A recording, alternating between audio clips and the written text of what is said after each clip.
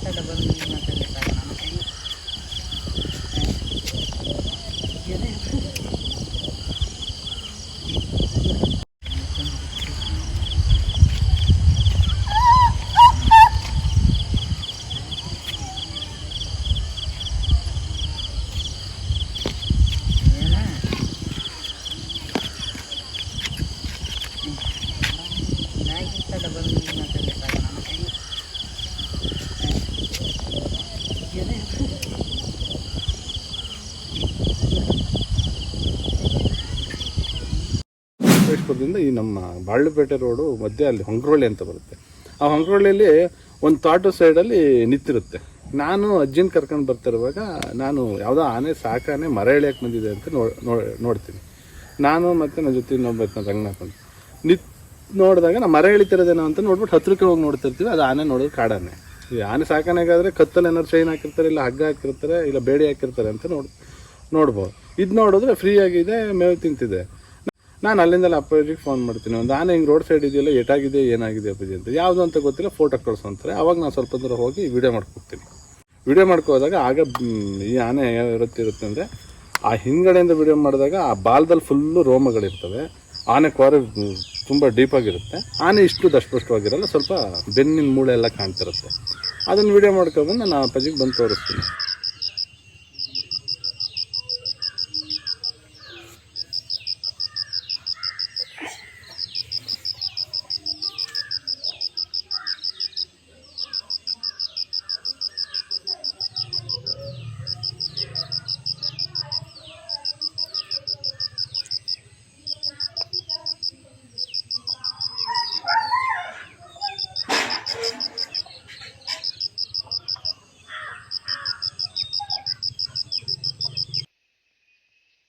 ಅಪ್ಪಾಜಿ ಫ್ರಂಟಿಂದ ನೋಡ್ಬೇಕಂತ ನೋಡಿ ಈ ಆನೆ ನಾನು ಇದರಲ್ಲಿ ನೋಡಿದ್ದೆ ಮ್ಯಾಗ್ಝಿನಲ್ಲಿ, ಕ್ಯಾಲೆಂಡ್ರಲ್ಲೇನೋ ಇತ್ತು.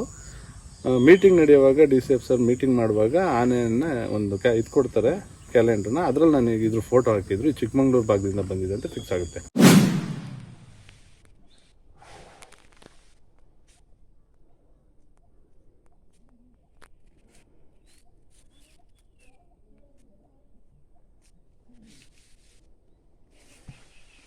ಮಾತಾಡಿ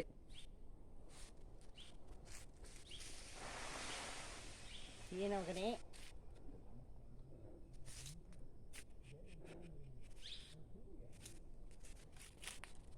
ಬಂತು ಬಂತು ಬಂತು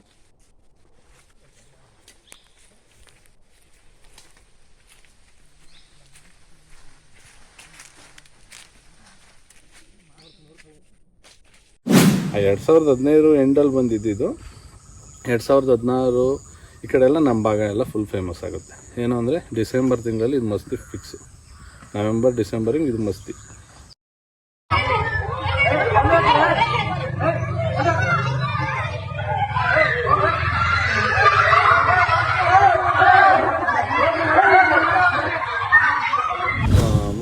ಮತ್ತು ಆನೆ ಬಂದಾಗ ಹೆಚ್ಚು ಕಡಿಮೆ ಅದು 30-35 ವರ್ಷ ಇರ್ಬೋದು. ಇವಾಗ ಒಂದು 42-43 ವರ್ಷ ಆಗಿದೆ. ಇದು ವಡೂರು ಭಾಗದಲ್ಲಿ ಸಿಕ್ಕಾಪಟ್ಟೆ ಒಂದು 2 ವರ್ಷ ವಡೂರು ಭಾಗದಲ್ಲೇ ಇರುತ್ತೆ.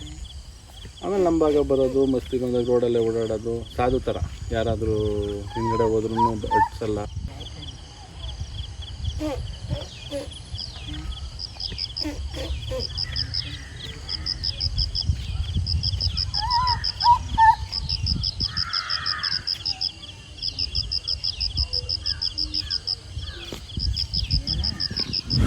ಮತ್ತು ಬೇರೆ ಆನೆಗಳಿಗೆ ಏನು ತೊಂದರೆ ಮಾಡ್ತಿರ್ಲಿಲ್ಲ. ಸ್ವಲ್ಪ ಇಲ್ಲಿಗೆ ಬಂದಾಗ ಆನೆ ಬರೀ ಗ್ರೂಪ್ ಜೊತೆ ಸೇರೋಕ್ಕೆ 3 ವರ್ಷ ಟೈಮ್ ತಾಳುತ್ತೆ.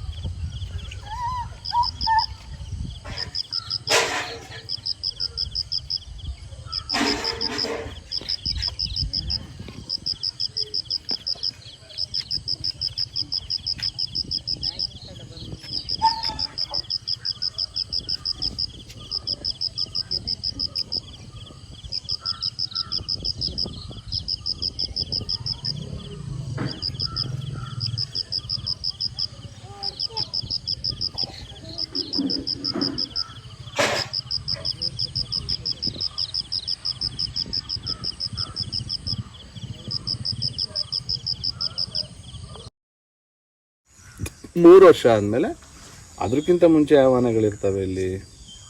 ಕರಡಿ, ಗುಂಡ, ಮೌಂಟೇನ್ನು, ತಣ್ಣೀರು ಆನೆಗಳೆಲ್ಲ ಚಿಕ್ಕ ಏಜ್ಗಳ ಆನೆಗಳು. ಮತ್ತು ಅವು ದಷ್ಟಪುಷ್ಟವಾಗಿರಲ್ಲ, ಕ್ವಾರನೂ ಜಾಸ್ತಿ ಇರಲ್ಲ. ಈ ಆನೆ ಸ್ವಲ್ಪ ಇಲ್ಲಿಗೆ ಬಂದು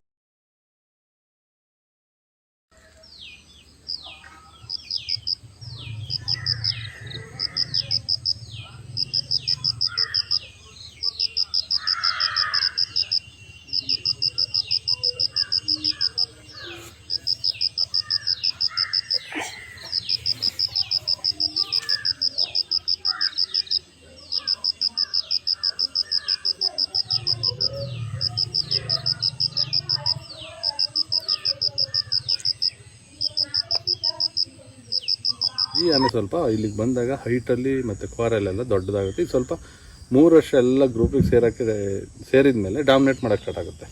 ಆ ಡಾಮಿನೇಟ್ ಮಾಡೋಕ್ಕೆ ಸ್ಟಾರ್ಟ್ ಆದಮೇಲೆ ಇದಕ್ಕೂ ಮತ್ತೂರಿಗೂ ಒಂದು ಸಲ ಫೈಟ್ ಆಗುತ್ತೆ. ಮತ್ತೂರು ಮಸ್ತಿಲಿರುತ್ತೆ, ಇದು ಮಸ್ತಿಲಿರಲ್ಲ. ಆ ಗ್ರೂಪಿಂದ ಸ್ವಲ್ಪ ಹೊಡೆದೋಡಿಸ್ತವೆ ಎಲ್ಲ ಆನೆಗಳು ಸೇರ್ಕೊಂಡು. ಮತ್ತೂರು, ಗುಂಡ, ಮೌಂಟೇನು ಮತ್ತು ಕರಡಿನೇ ಸ್ವಲ್ಪ ಇದಕ್ಕೆ ಎಲ್ಲ ಸೇರ್ಕೊಂಡು ಒಂಚೂರು ಹೆಂಗಂದ್ರೆ ಫೈಟ್ ಆಡ್ಬೇಕಾದ್ರೆ ಅವೆಲ್ಲ ಹಿಂದಿನ ಸ್ನೇಹಿತರು. ಇದು ಅರ್ಧದಿಂದ ಹೋಗಿ ಸೇರ್ಕೊಳ್ಳೋದಲ್ವ, ಆವಾಗ ಗ್ರೂಪಿಂದ ಒಂದೊಂದು ಟೈಮ್ ಬೇರೆ ಆಗಿ ಮತ್ತೆ ಹೋಗೋದು, ಬೇರೆ ಆಗೋದು ಬರ್ತಿರುತ್ತೆ. ಅವಕ್ಕೆ ಮಸ್ತಿ ಇದ್ದಾಗ ಇದನ್ನು ಕಳಿಸ್ತಿದ್ದು ಗ್ರೂಪಿಂದ ಆಚೆ. ಇದು ಮಸ್ತಿ ಬಂದಮೇಲೆ ಗ್ರೂಪ್ ಅಲ್ಲಿಗೆ ಹೋಗ್ಬಿಟ್ಟು ಅವನು ಓಡಿಸ್ತಿತ್ತು. ಅವೆಲ್ಲ ಒಟ್ಟಿಗೆ ಒಂದೇ ಕಡಲಿದ್ದು ಹಿಂಗೆ ಆಗ್ತಿರುತ್ತೆ. ಆ ಮಧ್ಯದಲ್ಲಿ ಒಂದು ಸಲ ಮತ್ತೂರ ಜೊತೆ ಫೈಟ್ ಆಗುತ್ತೆ. ಮತ್ತೂರು ಮತ್ತು ಗುಂಡ ಹೊಡಿತವೆ. ಇದು ಸ್ವಲ್ಪ ಬೇರೆ ಗ್ರೂಪಿಂದ ಬರುತ್ತೆ.